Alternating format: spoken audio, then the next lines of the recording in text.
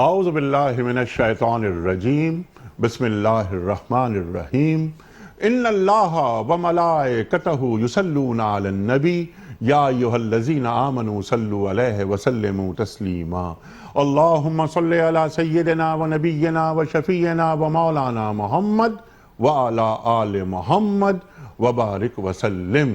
محترم خواتین و حضرات، السلام علیکم۔ پیام صبح کے ساتھ ایک بار پھر حاضر میں ہوں آپ کا میزبان انیق احمد۔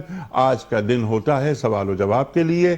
آپ اور ہم دونوں جانتے ہیں، ایک مفتی صاحب کو ہم مدعو کرتے ہیں، ان کی خدمت میں آپ کے یہاں بھیجے گئے ہمارے پاس جو سوالات ہوتے ہیں، جو آپ سوالات بھجواتے ہیں ٹیلی فون کے ذریعے، خطوط کے ذریعے، ای میل کے ذریعے، وہ سوالات ہم یکے بعد دیگرے مفتی صاحب کی خدمت میں رکھتے ہیں اور مفتی صاحب قرآن و سنت کی روشنی میں ان سوالات کے جوابات عطا فرماتے ہیں۔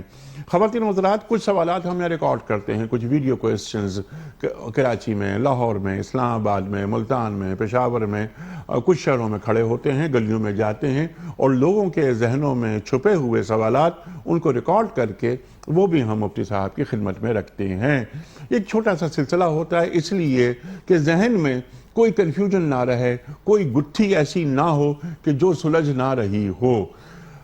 فَاسْأَلُوا أَهْلَ الذِّكْرِ إِن كُنتُمْ لَا تَعْلَمُونَ، سوال کرو اہل ذکر سے اگر تم نہیں جانتے۔ قرآن کریم ارشاد فرماتا ہے۔ آج کا پروگرام اسی سلسلے کی ایک کڑی ہے۔ خواتین و حضرات، ہمارے آج کے معزز مہمان محترم مفتی ارشاد احمد اعجاز صاحب۔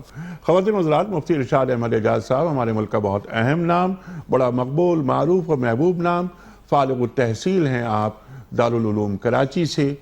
ایک دنیا کا آپ نے سفر کیا، آج کے جو جدید مسائل ہیں ان پر گہری نگاہ رکھتے ہیں، حلال اور حرام کے تعلق سے جو نئے نئے مسائل سامنے آ رہے ہیں ان پر آپ کی بھرپور نگاہ، اس کے ساتھ ساتھ جو جدید بینکاری وغیرہ وغیرہ، اسلامک فائنینس اور لیزنگ، ان تمام امور پر آپ دسترس رکھتے ہیں۔ خواتین و حضرات، آج ہم آپ کی ملاقات کراتے ہیں ایک ثنا خوان رسول کریم صلی اللہ علیہ وآلہ وسلم سے بھی۔ آج کے ہمارے معزز مہمان محترم حافظ حامد رضا صاحب، آپ کو خوش آمدید کہتے ہیں حافظ صاحب۔ اور خواتین و حضرات، ہماری خوش بختی کہ ہمارے ساتھ تشریف فرما ہیں محترم قاری اکبر مالکی صاحب۔ قاری اکبر مالکی صاحب ہمارے ملک کا بہت اہم نام ہے، پاکستان کے ممتاز قرہ میں آپ کا شمار ہوتا ہے۔ ہمیشہ آپ نے پاکستان کی جانب سے دنیا بھر میں پاکستان کی نمائندگی فرمائی اور پاکستان کے لیے انعامات حاصل کیے۔ قاری صاحب، ہمارے جو پروگرامز ہوتے ہیں، خصوصی ٹرانسمیشنز جو ہوتی ہیں رمضان کے حوالے سے، رمضان میں بھی آپ ہمارے ساتھ تشریف فرما ہوتے ہیں۔ قاری اکبر مالکی صاحب سے گزارش کروں گا کہ وہ سورہ حجرات کی آیت نمبر 14 کی تلاوت سے آج کے پروگرام کا آغاز فرمائیں۔ قاری اکبر مالکی صاحب۔ اعوذ باللہ من الشیطان الرجیم،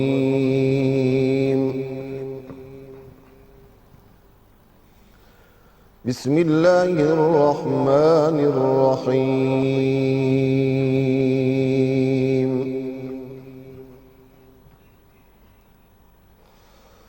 قالت الأعراب آمنا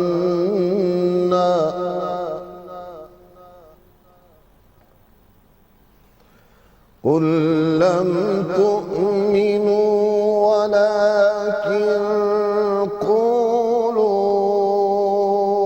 أسلمنا ولما يدخل الإيمان في قلوبكم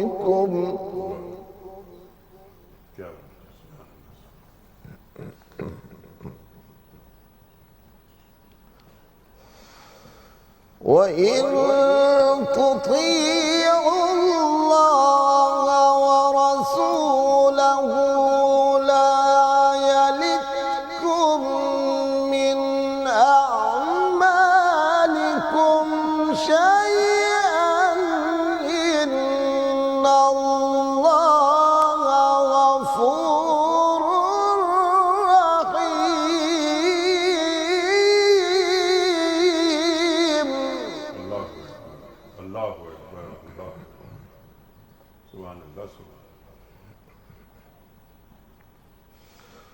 ولما يدخل الإيمان في قلوبكم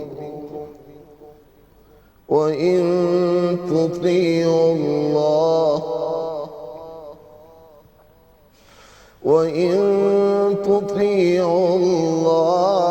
ورسوله لا يلتكم من أعمالكم شيئا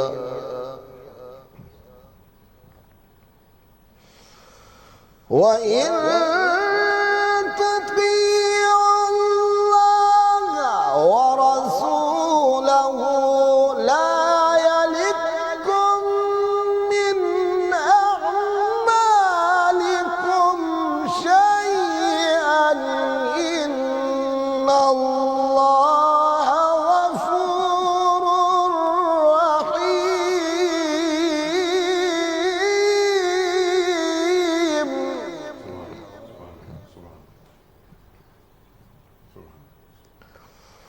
وإن تطيعوا الله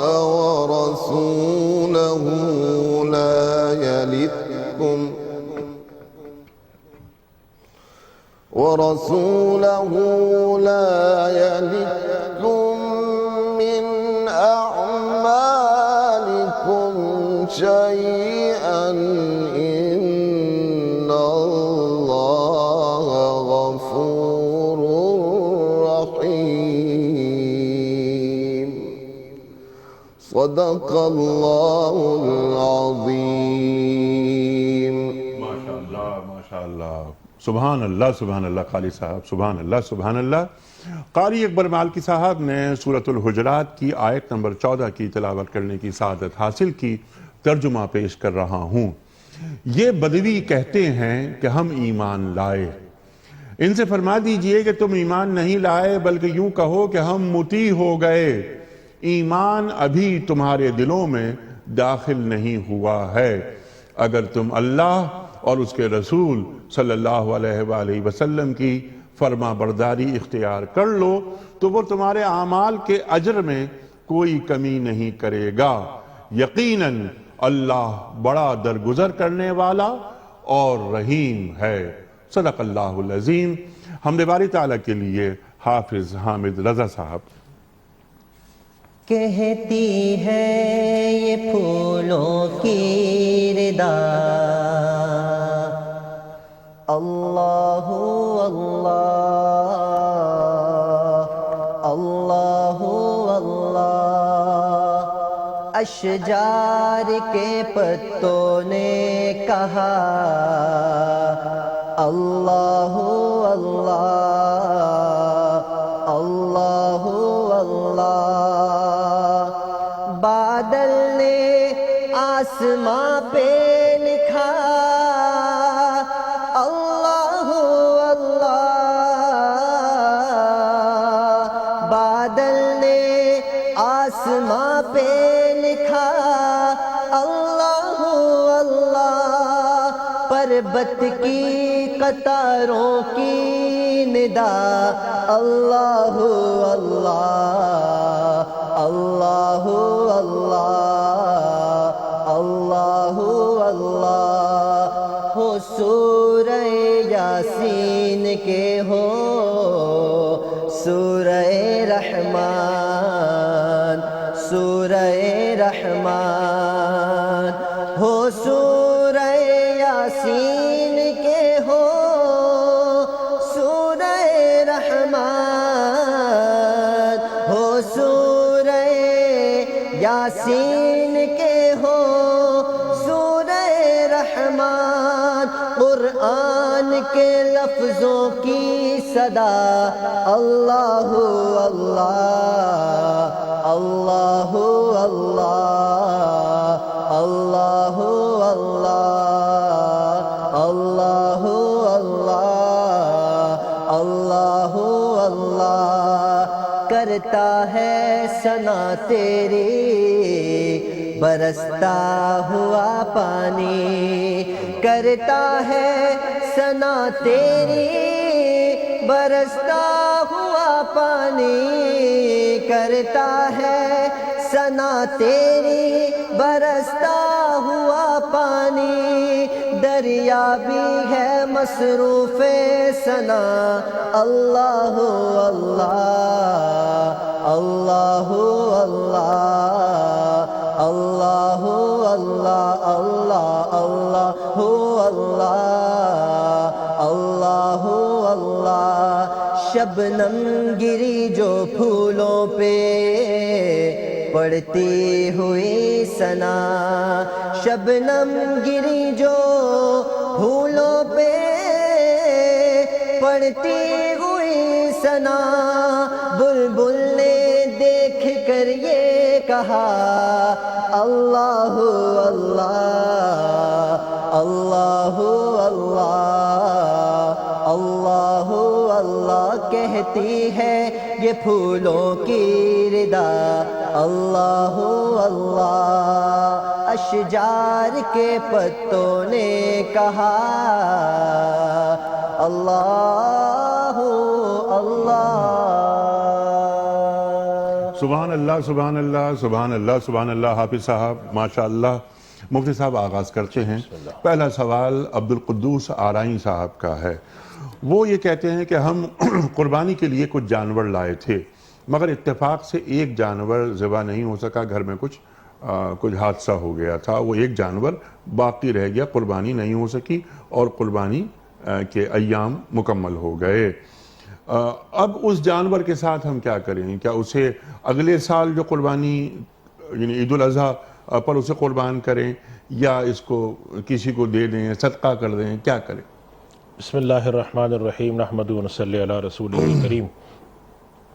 قربانی کا جانور اگر قربان ہونے سے رہ جائے جی تو اس کے اندر کیا کیا چیزیں ممکن ہیں وہ میں عرض کر دیتا ہوں. ایک چیز یہ ممکن ہے کہ جو اس کی قیمت ہے اس کے برابر رقم صدقہ کر دی جائے. ٹھیک.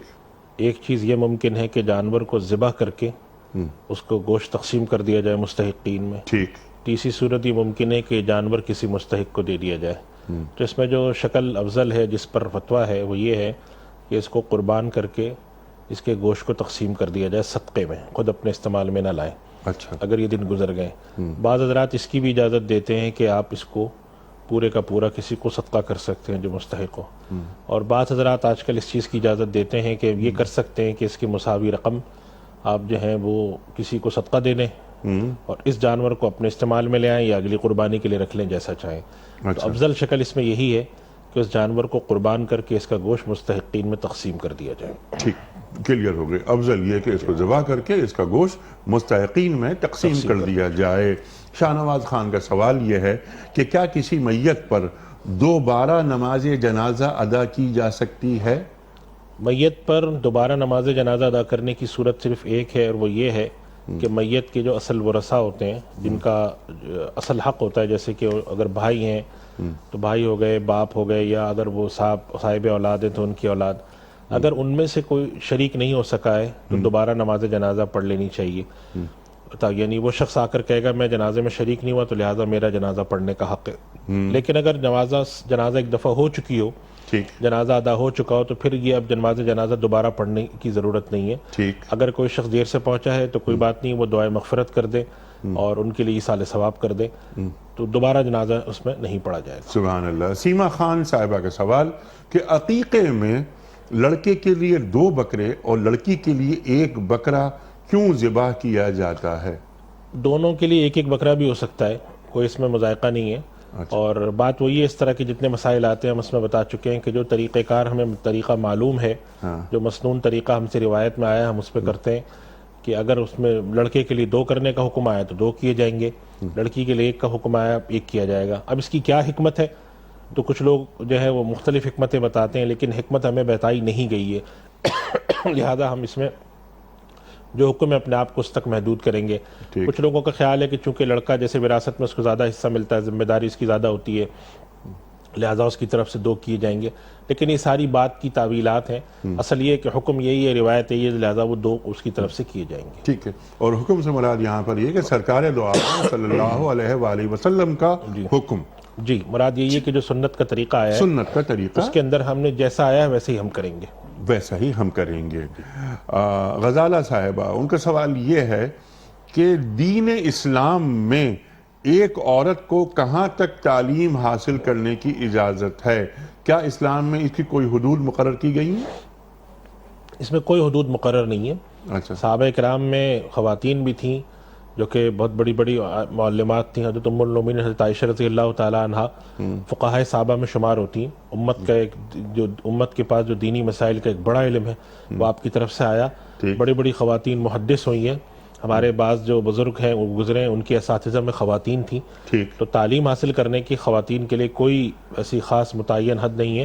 تعلیم حاصل کرنے کے لیے جو بات کی جاتی ہے وہی ہے کہ جو شرائط خواتین کے لیے تعلیم کی پردے کے حوالے سے ہیں وہ پوری ہوں، تو جہاں تک جانا چاہیں وہاں تک جا سکتی ہیں. کوئی اس کی حد مقرر کوئی حد مقرر نہیں ہے. جو مردوں کے لیے تعلیم جو ہو سکتی ہے وہی عورتوں کے لیے بھی ہو سکتی ہے. ہو سکتی. کوئی شرائط وہ رہیں تو جہاں تک چاہیں چلی جائیں. ٹھیک، کلیئر ہو گئی یہ بات. احتشام صاحب کا سوال یہ ہے، سمپل سوال ہے آپ کی خدمت میں، کہ رسول اور نبی میں کیا فرق ہے؟ دیکھیے رسول اور نبی جو ہے اس کے بارے میں بہت تفصیلی مباحث ہے. میں مختصر بات عرض کر دوں جی کہ قرآن کریم میں رسول اور نبی ایک دوسرے کے لیے بھی استعمال ہوئے ہیں، مترادف ہیں. مترادف کے طور پہ. بعض حضرات یہ کہتے ہیں کہ رسول جو ہوتا ہے ان کے پاس مکمل کتاب اترتی ہے، نئی شریعت ہوتی ہے، اور نبی جو ہوتے ہیں ان کے پاس مکمل کتاب اور نئی شریعت نہیں ہوتی، پچھلے نبی کا کوئی تسلسل ہوتا ہے. لیکن نبی کریم صلی اللہ علیہ وسلم کو ہم نبی بھی کہتے ہیں، آپ کو رسول بھی کہتے ہیں. اللہ کی طرف سے جو بھیجے جاتے ہیں، انہیں اللہ بھی کہہ رہا ہے نا، جی یا ایھا النبی حرج المؤمنین علی القتال. تو اللہ تعالیٰ نے آپ کو نبی کے نام سے بھی مخاطب کیا ہے اور رسول کے نام سے بھی، یا ایھا الرسول لا یحزنک الذین یسارعون. تو قرآن کریم کا اسلوب دونوں کو مترادف کے طور پہ استعمال کرنے کا ہے. بعد میں لوگوں نے کچھ تفریق کی ہے نئی شریعت کی یا نئی اس کی، لیکن حقیقت بات یہ ہے کہ مترادف معنی میں استعمال ہوتا ہے.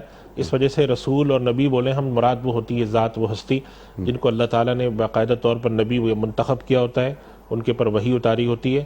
بعض کو نئی شریعت بھی دی ہوتی ہے، بعض کے درجات ہیں، ان کو اولو العزم کہا گیا ہے. فاصبر کما صبر اولو العزم من الرسل. بعض رسول، بعض انبیاء کو اولو العزم کہا گیا ہے. اس وجہ سے یہ جو سارے مباحث ہیں اس کا خلاصہ یہی ہے کہ اللہ نے اگر کسی کو منتخب کیا، چاہے اس کو نئی کتاب یا نئی شریعت دی ہو یا نہ دی ہو، ان کے لیے رسول کا لفظ بھی بولا جاتا ہے اور نبی کا لفظ بھی بولا جاتا ہے. مترادف کے طور پر قرآن کریم میں استعمال ہوا ہے. عمومی طور پہ رسول کا جو مطلب ہوتا ہے اس میں نئی کتاب اور نئی شریعت بھی شامل ہوتی ہے. ٹھیک، کلیئر ہو گئی یہ بات. شہناز عبد الکریم صاحبہ، ان کا سوال یہ ہے کہ مفتی صاحب ہمارے پڑوس میں ایک غیر مسلم فیملی رہتی ہے، انہوں نے اپنے ایک مذہبی تہوار میں ہمیں دعوت دی ہے، کیا ہم اس دعوت میں شرکت کر سکتے ہیں؟ دین اجازت دیتا ہے؟ دیکھیے جو مذہبی تہوار غیر مسلموں کے ہوتے ہیں یہ دو طرح کے ہوتے ہیں.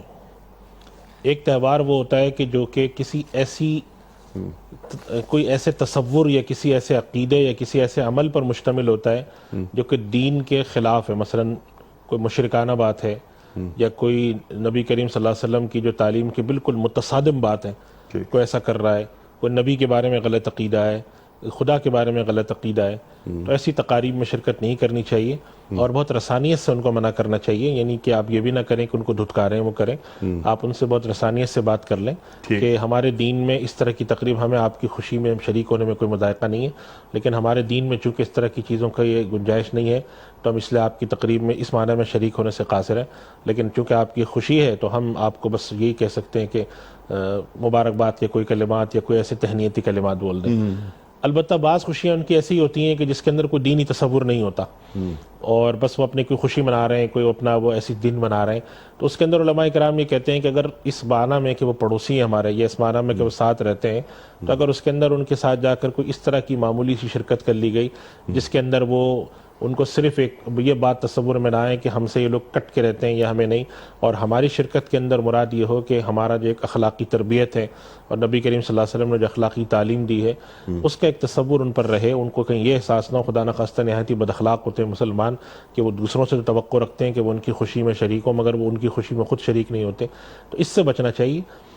جا کر چاہے آپ اس کے اندر شرکت اس طرح سے نہ کریں جیسے وہ خود کرتے ہیں، سرسری طور پہ چلے گئے، ایک جا کے اپنی جو بھی طریقہ کار ہے تہنیتی کلمات بول کر کوئی تحفہ طائف دے کر آ گئے، تو یہ فرق رکھا کریں۔ اگر ایسی کوئی چیزیں ہیں اور اس میں پھر آپ ایک جسے ہم کہتے ہیں کہ ایک شرکت اس طرح سے کر لیں، اور اگر کوئی ایسی تقریب ہے تو اس کے اندر نہایت رسانیت سے ان کو سمجھا کے بتا دیں، اور اگر سمجھدار لوگ ہوتے ہیں تو وہ اس بات کو جانتے ہیں کہ مثلا آپ ان کو کہہ دیں کہ دیکھیں آپ، ظاہر ہے ہمارا آپ کا ایک اختلاف ہے دین کا، تو ہم بھی جانتے ہیں آپ بھی ہیں، تو اگر آپ کی دین کی کوئی ایسی چیز ہے جو کہ ہمارے دین سے ٹکراتی ہے تو ہمارے بڑے ہمیں منع کرتے ہیں ہم نہ جائیں، ورنہ ہمیں تو کوئی وہ نہیں، تو اس سے کیا ہوگا کہ ان کو بھی بات پتہ چل جائے گی کہ چلو ٹھیک ہے، اگر یہ نہیں آ رہے ہمارے یہاں تو مقصود ان کا صرف یہ ہے کہ یہ ہمارے یہاں مثال کے طور پہ کہیں پر کوئی ایسی تقریب ہے جس میں شراب پی جاتی ہے یا مثلا سور کھایا جاتا ہے، تو آپ جا کے ان سے کہہ سکتے ہیں دیکھیں ہمارے یہاں ہمارا دین چونکہ منع کرتا ہے، یا مثال کے طور پہ مسلمان ہیں انہوں نے اپنے یہاں گوشت کاٹا، اب کوئی برابر میں ہندو رہتے ہیں، آپ نے ان کو بلایا تو انہوں نے رسانیت سے کہہ دیا کہ جی میں صرف سبزی کھاتا ہوں گوشت نہیں کھاتا، تو آپ بھی اس بات کی وہ کرتے ہیں چلے ٹھیک ہے بھائی ان کا دین یہ اپنے مذہب کی تعلیم کے مطابق اگر سبزیاں کھاتے ہیں گوشت نہیں کھاتے تو کیا ضرورت ہے کہ ہم انہیں مجبور کریں۔ ہاں اگر ہمارے یہاں کوئی ایسا موقع ہوگا کہ جو ان کی اصولوں کے خلاف نہیں ہوگا تو ہم ان کو ایک رسمی طور پر شریک بھی کر لیں گے، تو اس حد تک جو ہے ہمارا دین میل جول کی اس معنی میں اجازت دیتا ہے کہ اس حد تک رکھیں، اور چونکہ اس کے اندر ایک فرق بھی واضح رہتا ہے اور ایک انسان سمجھ بھی رہا ہوتا ہے کہ ان کی جو ملاقات ہے یا ان کا جو آپس میں ربط ہے باہمی وہ کچھ سماجی ضروریات کے تحت ہے، باقی ایک دوسرے کے دین کے اندر جو چیزیں ہیں اس پر ان کا عقیدہ نہیں جا رہا ہے۔ بالکل ٹھیک ہے، اور غیر مسلموں سے ملاقات ہوتی رہنی چاہیے، اخلاق کے ذریعے ان تک دین پہنچایا جائے، انہیں معلوم ہو کہ ایک مسلمان کبھی جھوٹ بول ہی نہیں سکتا، یہ بددیانت نہیں ہوتا، یہ بہترین پڑوسی ہوتا ہے، تو ہر مسلمان کو دین کا سفیر ہونا چاہیے۔ مفتی صاحب اگلا سوال ہے جلیل ہاشمی صاحب کا، لیکن اس کا جواب میں لوں گا انشاءاللہ تعالی آپ سے نعت رسول مقبول صلی اللہ علیہ وآلہ وسلم کی سماعت کے بعد۔ ان کا سوال یہ ہے کہ مفتی صاحب دوران سفر دعائیں قبول ہوتی ہیں یہ کہا جاتا ہے، تو اس کی وجہ کیا ہے؟ لیکن جواب نعت کے بعد۔ کاش میں دو رے پیمبر میں اٹھایا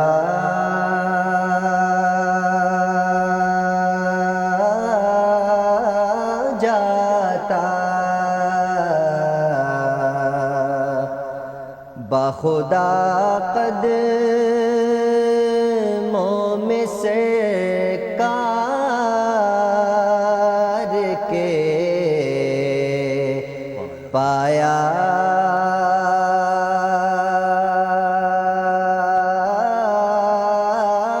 جاتا، کاش کاش میں ہوتا کوئی ایسی لکڑی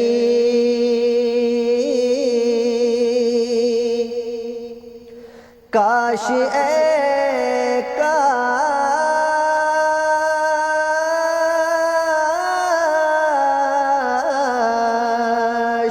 کاش کاش میں ہوتا کوئی ایسی لکڑی جس کو سرکار کے منبر سے لگایا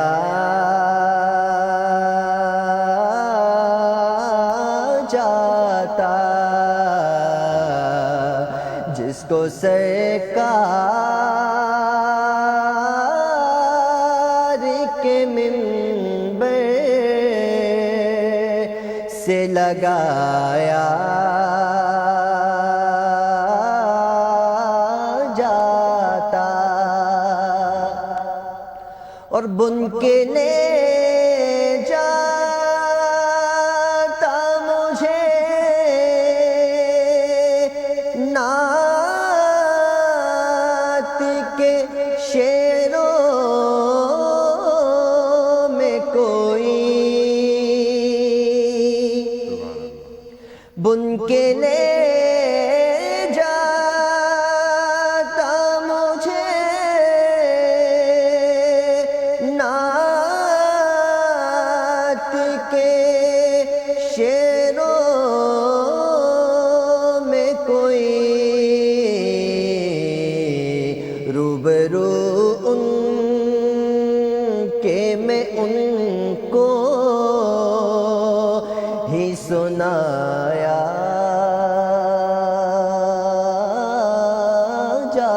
جاتا روبرو ان کے میں ان کو ہی سنایا جاتا اور ریت کے ذروں میں اللہ بدل دیتا مجھے ریت کے ذروں میں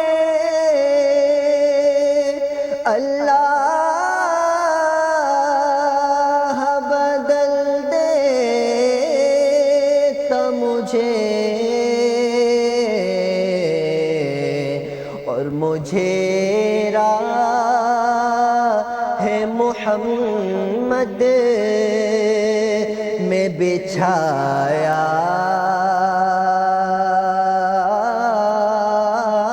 جاتا بخدا قدموں میں سرکار کے پایا جاتا سبحان اللہ سبحان اللہ سبحان اللہ سبحان اللہ واہ واہ واہ واہ واہ۔ مفتی صاحب، جلیل صاحب کا سوال کہ دوران سفر دعائیں قبول ہوتی ہیں، یہ فرمان ہے سرکار دو عالم صلی اللہ علیہ وآلہ وسلم کا، تو سفر کے دوران کوئی خصوصیت کی وجہ جاننا چاہ رہے ہیں جلیل صاحب۔ دیکھیے، بہت سارے ایسے مواقع ہیں کہ جہاں پر دعاؤں کی قبولیت کی بات آتی ہے، جیسے نماز کے بعد آتی ہے، سفر میں آتی ہے، حج اور عمرے میں انسان ہو تو آتی ہے۔ اب ایک تو یہ اصولی بات سمجھ لینی چاہیے کہ ایسی چیزوں کی وجوہات ہمارا دین بیان نہیں کرتا کہ اس موقع پہ کیوں قبول کی جاتی ہے، یہ تو اللہ کا معاملہ ہے، اللہ کرے۔ بعد میں البتہ علماء اس کی جو نکات نکالتے ہیں کہ کیا وجہ ہو سکتی ہے۔ بظاہر اس کی ایک وجہ یہ بات بیان کی جاتی ہے کہ چونکہ انسان جب سفر میں ہوتا ہے، اب تو ہم سفر ذرا آسان کرتے ہیں، اس زمانے میں لوگ جب سفر کیا کرتے تھے تو بالکل ہی اونٹوں پہ سفر ہوتا تھا اور اس طرح کی کیفیت تھی، اور آج بھی جب انسان جہاز میں سفر کر کے اپنے ملک میں یا کہیں اور جا رہا ہوتا ہے تو ایک طرح کی اس کی قسم پرسی کی کیفیت بہرحال ہوتی ہے۔ جیسے گھر میں راحت ہے، گھر میں آسانی ہے، یہاں پر اگر وہ کہیں جا کے ٹھہرا ہوا ہے تو وہاں پر ضروری نہیں کہ وہ اسباب ہوں، تو جب انسان کی ایسی کیفیت ہوتی ہے قسم پرسی کی، یا انسان جو ہے وہ ذہنی طور پہ یا اس طرح سے تھوڑا پراگندہ حال ہوتا ہے اور بہت زیادہ مرتکز نہیں ہوتا، تو عمومی طور پہ ایسی کیفیت میں اس کی دل سے جو دعا نکلتی ہے تو اللہ تعالیٰ اس کے ساتھ کرم کا معاملہ فرماتے ہیں۔ تو بظاہر یہ معلوم ہوتا ہے کہ سفر بہرحال ایک مشقت ہے، اس کے اندر انسان جو ہے وہ گزر رہا ہوتا ہے، تو جب اس دوران وہ اللہ سے مانگتا ہے تو اللہ کی رحمت بندے کی طرف تو ویسے ہی متوجہ ہوتی ہے، مخصوص حالات میں زیادہ متوجہ ہو جاتی ہے، جیسے ٹوٹے دل سے انسان دعا مانگتا ہے زیادہ متوجہ ہوتی ہے، خستہ حال آدمی مانگتا ہے زیادہ متوجہ ہوتی ہے۔ تو بظاہر یہ بات سمجھ میں آتی ہے کہ سفر میں بھی ایک نوعیت کی مشقت ہے، ایک طرح کی خستہ حالی ہے، جب اللہ کی پکارتا ہے تو اس وجہ سے اللہ تعالیٰ قبول فرماتا ہے، بظاہر یہ بات سمجھ میں آتی ہے۔ اصل بات یہ ہے کہ سرکار دو عالم صلی اللہ علیہ وسلم نے جو فرما دیا کہ جی یہاں قبول ہوتی ہے، وہ بس قبول ہوتی ہے، اس کی وجوہات کیا ہیں وہ جب نہیں بیان کی تو ہمیں ان وجوہات کے پیچھے پڑنے کی ضرورت بھی نہیں ہے۔ بالکل ٹھیک، بالکل ٹھیک، سبحان اللہ سبحان اللہ۔ کچھ سوالات جو ریکارڈ کیے ہیں ہم نے وہ رکھتے ہیں آپ کی خدمت میں۔ پہلا سوال مفتی صاحب کی خدمت میں۔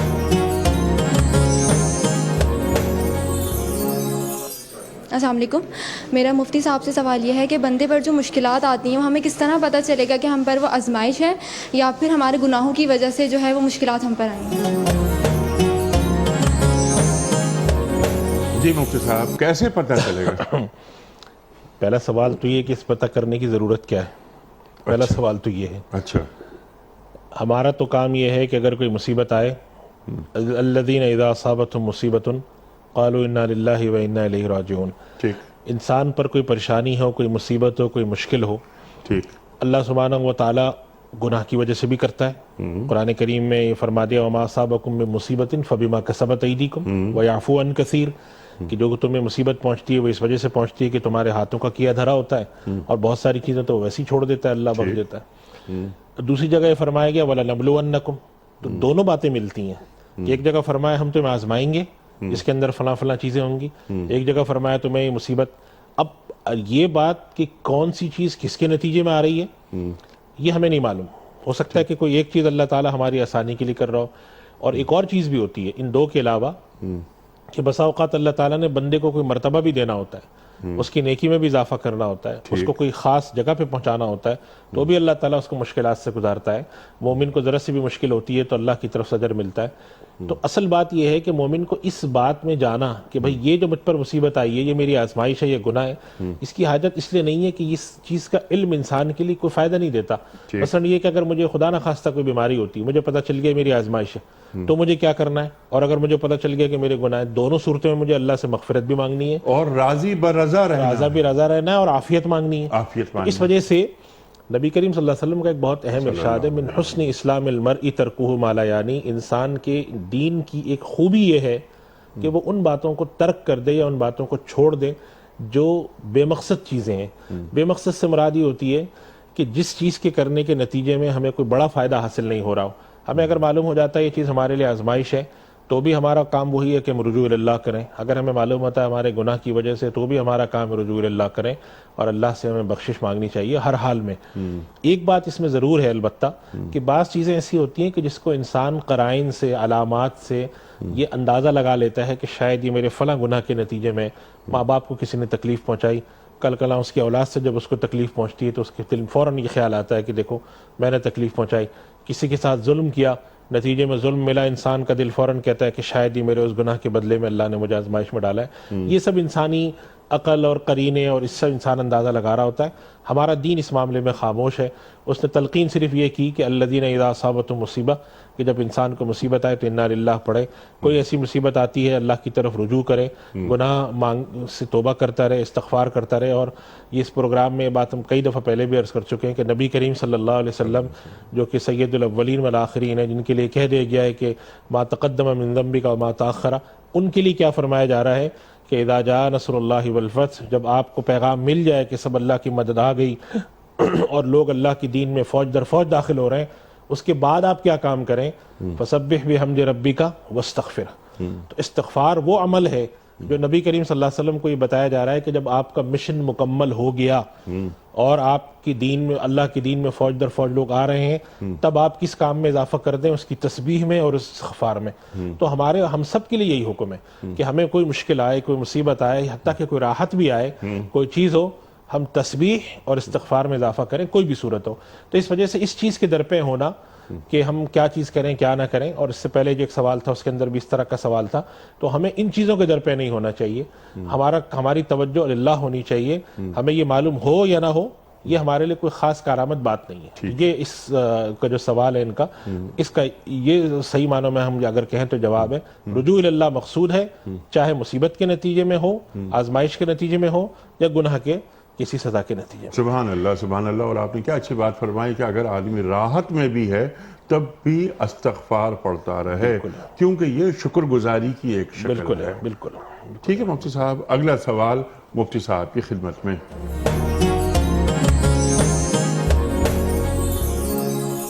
السلام علیکم مفتی صاحب. میرا کویشچن صاحب سے یہ ہے کہ اکثر جو ہے کہا جاتا ہے, ہم لوگ قرآن شریف کی تلاوت کر رہے ہوتے ہیں اور اذان اسٹارٹ ہو جاتی ہے, تو ایک اذان کہا یہ جاتا ہے کہ ایک اذان ختم ہو جائے تو آپ اپنی تلاوت جو ہے اس کو کنٹینیو کر سکتے ہیں, لیکن ہمارا جو ایریا اس میں مسلسل کنٹینیو آدھے گھنٹے تک اذانیں ہوتی ہیں ایک کے بعد ایک مسجد کی. تو اگر اس کے بیچ میں نبی پاک صلی اللہ علیہ وسلم کا نام آ جاتا ہے تو کیا ہم قرآن شریف کے دوران ہی ان کا نام لے کے ان پہ درود شریف بھیج سکتے ہیں, یا اس کو بند کر کے ایک پراپر طریقے سے بھیج سکتے ہیں؟ اس کے متعلق مجھے ذرا تفصیل سے بتا دیجیے, شکریہ.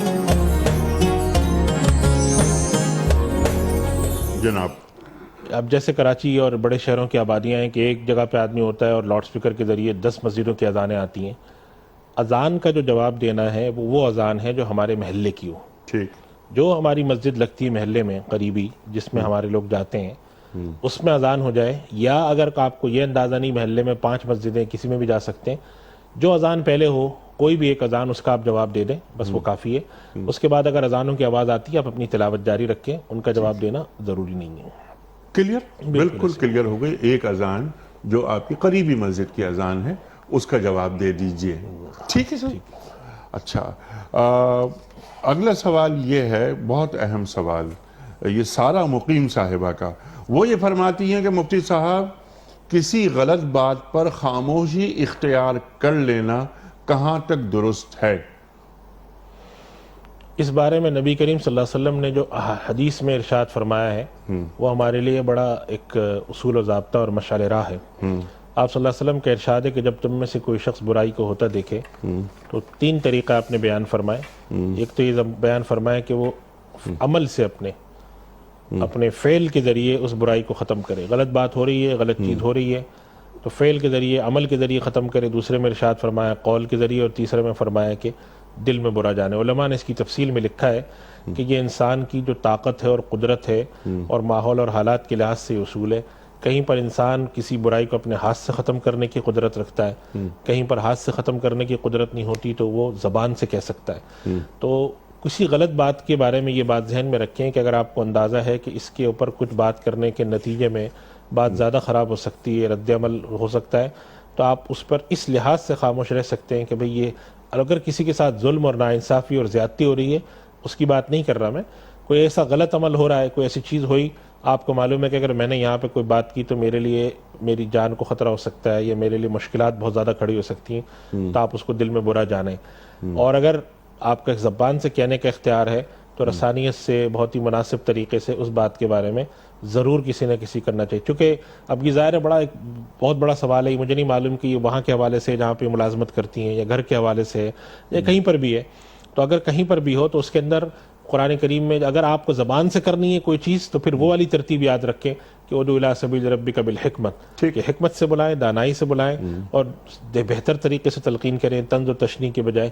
اور نبی کریم صلی اللہ علیہ وسلم کو جو حکم دیا گیا، اللہ نے حکم دیا کہ وذکر فإن الذکریٰ تنفع المؤمنین، اس اسلوب سے کریں، تو یہ اس لحاظ سے اس کے اوپر جو ہے ترتیب ان کو اختیار کرنی چاہیے۔ سبحان اللہ، سبحان اللہ۔ اچھا، ایک بات جو بھی آپ نے جو فرمائی کہ وہ دل میں برا سمجھے، زبان سے کہے یا ہاتھ سے روکے، یہ جو ہاتھ سے روکنے کی بات، یہ محض حکمرانوں کے لیے نہیں ہے یہ بات؟ دیکھیے، ہاتھ سے روکنا 2 طرح کا ہوتا ہے۔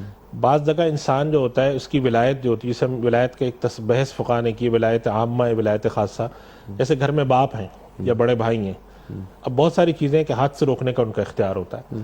تو اگر ایک انسان اپنے اس دائرے میں ہے، قبیلے کا سربراہ ہے، کسی ادارے کا سربراہ ہے، تو وہاں پر وہ بعض دفعہ ہاتھ سے روکنے کا بھی اختیار رکھتا ہے۔ لیکن عام آدمیوں کے لحاظ سے یہ اختیار پھر حکومت وقت کے پاس ہے۔ میرے پاس یہ اختیار نہیں کہ کوئی غلط کام ہو رہا ہے میں جاؤں وہاں پر اور ہاتھ سے جا کے کروں۔ ہاں، اگر میری وہاں پر کسی درجے میں میرا وہاں پر اختیار ہے، کسی درجے میں مجھے وہاں پر ایک ولایت حاصل ہے، کچھ قوت مقتدرہ مجھے حاصل ہے وہاں پہ کسی نوعیت کی، تو میں اس دائرے کے اندر رہتے ہوئے وہاں ہاتھ سے بھی روک سکتا ہوں۔ جیسے مدرسے کے محتمم ہیں، یونیورسٹی کے جو نگران ہیں، ان کے جو پرنسپل ہیں، کالج کے پرنسپل ہیں، یونیورسٹی کے وائس چانسلر ہیں، انہوں نے کوئی غلط کام ہوتے دیکھا تو وہ وہاں جاتے ہیں اور باقاعدہ طور پہ عملی اقدامات کر کے اس کام کو بند کرا سکتے ہیں، چونکہ ان کے دائرے اختیار میں آتا ہے۔ تو یہ اس میں تفصیل ہے۔ سبحان اللہ، سبحان اللہ۔ راشد صاحب کا سوال ہے، اور یہ بھی سوال بہت شاندار اور بڑا سوال ہے۔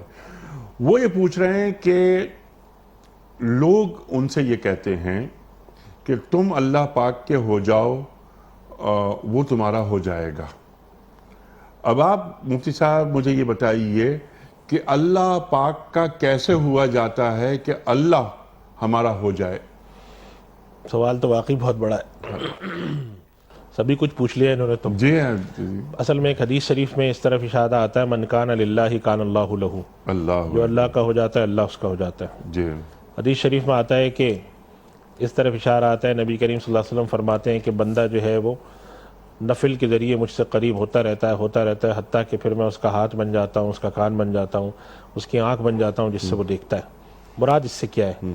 مراد اس سے یہ ہے کہ جب انسان اللہ کے آگے عبدیت اور سپردگی اختیار کرتا ہے، اس کے احکام کو اپنی زندگی میں جاری کرتا ہے، اس کے حلال کو حلال سمجھتا ہے، حرام کو حرام سمجھتا ہے، اس کی طرف قرب حاصل کرنے کی کوشش کرتا ہے، اس کے نبی کے پاس بھیجے ہوئے طریقے، اس کے نبی کے ذریعے بتائے ہوئے طریقے کے مطابق، تو پھر اللہ کی رحمت اس طرف متوجہ ہوتی ہے۔ قرآن کریم میں ارشاد ہے ان رحمت اللہ قریب من المحسنین، اللہ کی رحمت متوجہ ہوتی ہے، پھر اللہ اس کا ہو جاتا ہے، اللہ تعالیٰ پھر اس کا مددگار بھی ہوتا ہے۔ قرآن کریم میں اللہ سبحانہ و تعالیٰ فرماتے ہیں ان اللہ مولا الذین آمنوا، اللہ ان لوگوں کا مولا ہے، ان کا دوست ہے، ان کا مددگار ہے جو کہ اللہ تعالیٰ پر ایمان لاتے ہیں. ایک اور جگہ فرمایا ان تنصر اللہ ینصرکم، تم اللہ کی مدد کرو وہ تمہاری مدد کرے گا. اب اللہ کی مدد کیا کر سکتا ہے انسان؟ مدد سے مراد یہی ہے کہ تم اللہ کے بتائے ہوئے طریقے پہ چلو. جب اللہ کے بتائے ہوئے طریقے پر چلو گے تو پھر اللہ کی مدد تمہارے شامل حال رہے گی، تمہاری مشکلات حل کرے گا. اصل مراد یہ ہے کہ اللہ کا ہو جاؤں، اللہ کے لیے میں اپنے آپ کو سپرد کر دوں. اس کے لیے اب اس کے درجات ہیں. ایک درجہ وہ ہوتا ہے کہ جو نبی سپرد کرتا ہے اپنے آپ کو، پھر ولایت کا ہوتا ہے کہ عام آدمی کا، مسلمان کا ہے. تو اللہ کے ہونے کا کیا مطلب ہے کہ اللہ کا دین انسان کی زندگی میں غالب ہو. یہ مقصود نہیں ہے کہ وہ معصوم بن جائے، معصوم تو نبی کے علاوہ کوئی نہیں ہوتا. وہ اپنی زندگی میں اللہ کے دین کو غالب کر دے. کہیں پر خطا ہو جاتی ہے تو وہ قرآن کریم میں جو فرمایا اذا فعلوا فاحشۃ او ظلموا انفسهم ذکروا اللہ، جہاں غلطی ہو جاتی ہے پھر اللہ کو یاد کر کے اس طرف متوجہ ہو جاتے ہیں. باغیوں میں شامل نہ ہو، فاسقین میں شامل نہ ہو، ان لوگوں میں شامل نہ ہو جو اللہ سے رود گردانی کرتے ہیں، جن کے بارے میں اللہ تعالیٰ فرماتے ہیں نسوا اللہ فنسیہم، وہ اللہ کو بھول گئے، اللہ ان کو بھول گیا. پھر جب اللہ انہوں نے اللہ کو نظر انداز کر دیا، اللہ نے انہیں نظر انداز کر دیا. اللہ کو کیا پرواہ پڑی ہے ان کی؟ اللہ ہم اس کے محتاج ہیں نا. اللہ سبحانہ و تعالیٰ فرماتے ہیں من کفر فإن اللہ غنی عن العالمین. اگر کوئی ناشکری کرتا ہے، انکار کرتا ہے، اللہ تو کائنات سے بے نیاز ہے. تو ہم نیاز مند اگر ہوں گے، اور یہ اس مضمون کو اللہ نے کئی طریقے سے قرآن کریم میں ارشاد فرمایا ہے. اور اللہ سبحانہ و تعالیٰ کئی جگہ فرماتے ہیں وَكَانَ اللَّهُ شَاكِرًا عَلِيمًا، جیسے مَا يَفْعَلُ اللَّهُ بِعَذَابِكُمْ إِن شَكَرْتُمْ وَآمَنْتُمْ.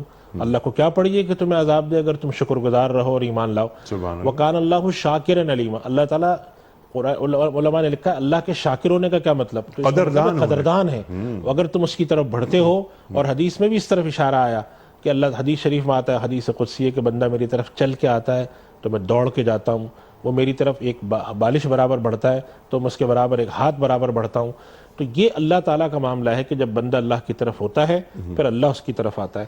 اور یہی وہ چیز ہے جس کے لیے فرمایا گیا کہ من کان للہ، جو اللہ کا ہوتا ہے پھر اللہ اس کا ہو جاتا ہے. اس میں ایک نقطہ ضرور یہ یاد رکھنا چاہیے، اس کو ہم اپنی مادی زندگی تک محدود نہ کریں کہ بھائی میں تو اللہ کی طرف جا رہا ہوں اور میرے ساتھ تو یہ ہو رہا ہے. کیوں کہ اللہ کی طرف نبیوں سے بڑھ کر کوئی نہیں جا سکتا، مگر نبیوں کے ساتھ بھی یہ ہوا کہ آزمائشیں آئیں، ان کو آروں سے کاٹا گیا.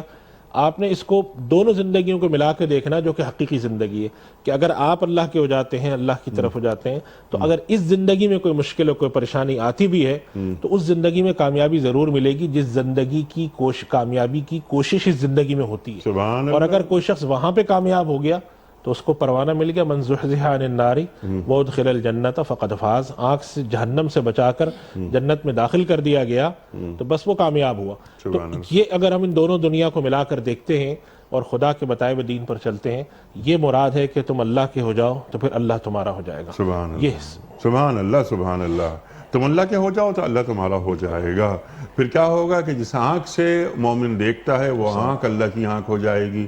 اقبال یاد آتے ہیں نا کہ اس کو کس شعر میں اقبال کس طرح بیان کر دیتے ہیں کہ ہاتھ ہے اللہ کا، بندہ مومن کا ہاتھ، غالب و کار آفری، کار کشا، کار ساز. بالکل ایسے. سبحان اللہ، سبحان اللہ. اللہ اکبر، اللہ اکبر.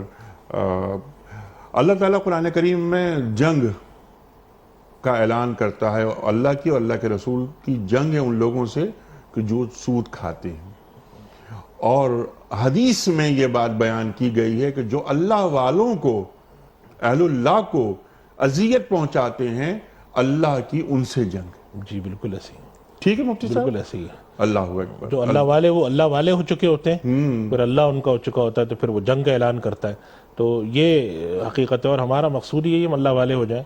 اور ہم لوگ یہ سمجھتے ہیں اللہ والے ہونے کا مطلب شاید یہ ہے سب کچھ تج کے دنیا چھوڑ کے ایک طرف کو ہو جاؤ. اگر ایسا ہوتا تو نبی کریم صلی اللہ علیہ وسلم کی حیات میں ایسا نہیں ہوتا. آپ صلی اللہ علیہ وسلم نے تو تلقین یہ کی، اس امت کا کمال امت وسط یہ ہے ہی یہی کہ یہ دنیا میں بھی ہوگی اور مگر اللہ کی ہوگی. یہ دنیا کو ترک نہیں کرے گی، اللہ کا رہ کر کرے گی. اور مفہوم اس کا کیا ہے؟ اور ہمارے بڑے بڑے فقہا، اس امت کے صدیق اور اس امت کے شہداء جو ہیں وہ تاجر تھے. تو دنیا میں رہتے ہوئے اللہ تک پہنچنے کا جو کمال حاصل کرتی ہے یہ امت ہے. کیسے کرنا ہے؟ کہ خدا کا حکم غالب اور ہماری خواہشات مغلوب. یہ خلاصہ ہے اللہ کے ہونے کا. اگر اللہ کا حکم مغلوب اور ہماری خواہشات اور ہماری چیزیں غالب، اس کا مطلب ہم اللہ کے نہیں ہیں. بس اگر ہماری پوری زندگی خدا کا حکم غالب ہے تو بس سمجھے ہم اللہ کے ہو گئے.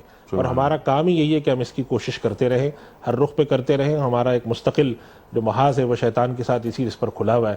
جب اس امت کے اندر صدیقین اور شہداء اور اس امت کے بڑے بڑے لوگ, بڑے امت کے فقہا اور اس امت کے محدثین تاجر ہوئے ہیں, کاروبار کرنے والے ہوئے ہیں, یہ اس بات کی نشانی ہے کہ یہ امت اس لحاظ سے ہے کہ خدا تک پہنچنے کے لیے ترک دنیا نہیں ہے, خدا تک پہنچنے کے لیے شادی ترک کرنا نہیں ہے, خدا تک پہنچنے کے لیے ساری دنیا کو تج کر کوئی خاص قسم کا لباس پہننا نہیں ہے. تاجر ہوتے ہوئے بھی آپ صدیق ہو سکتے ہیں. سبحان اللہ, سبحان اللہ. رہبانیت اختیار نہیں کرنی ہے, دنیا میں رہتے ہوئے دنیا کو ذرا فاصلے پہ رکھنا ہے.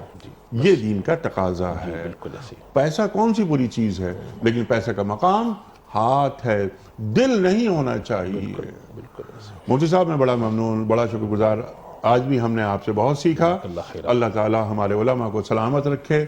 مفتی صاحب کا بڑا ممنون, اکبر مالکی صاحب کا بڑا ممنون تشریف لائے اور تلاوت قرآن کریم. اللہ اکبر, اللہ اکبر.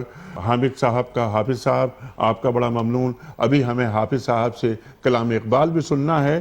خواتین و حضرات, وقت یہاں مکمل ہوا ہمارے پروگرام کا, اور آپ اور ہم جانتے ہیں کہ پیام صبح کا اختتام ہوتا ہے روزانہ ایک قول پر, اور وہ قول ہوتا ہے صاحب نہج البلاغہ امیر المومنین حضرت علی مرتضیٰ کرم اللہ وجہہ کا.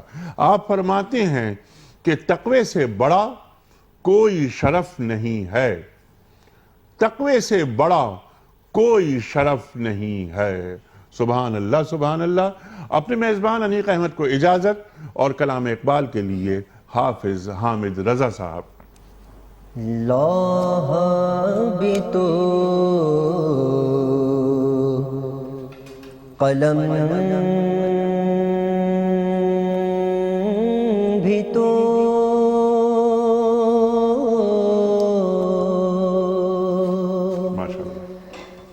لوح بھی تو قلم بھی تو تیرا وجود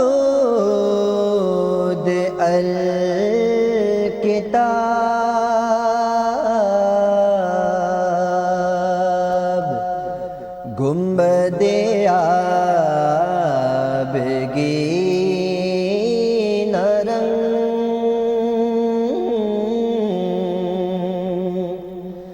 گنبد آبگین رنگ تیرے محیط میں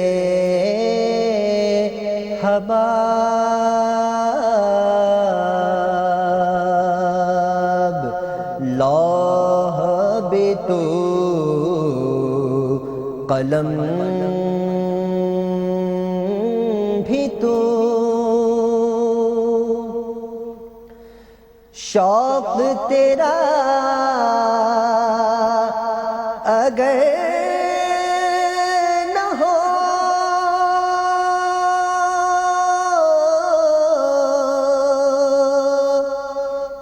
میری نماز کا امام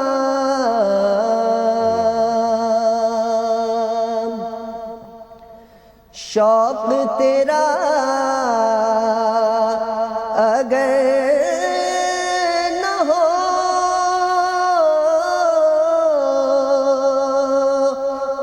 میری نماز کا امام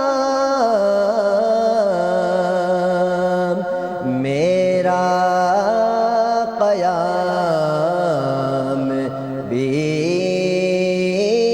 حجاب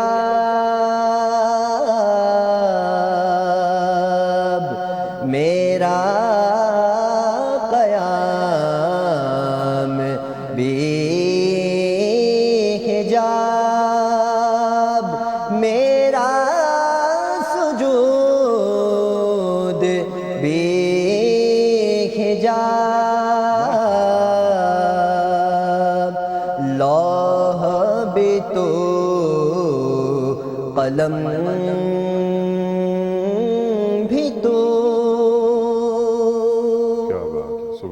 اور شوکت سنجرو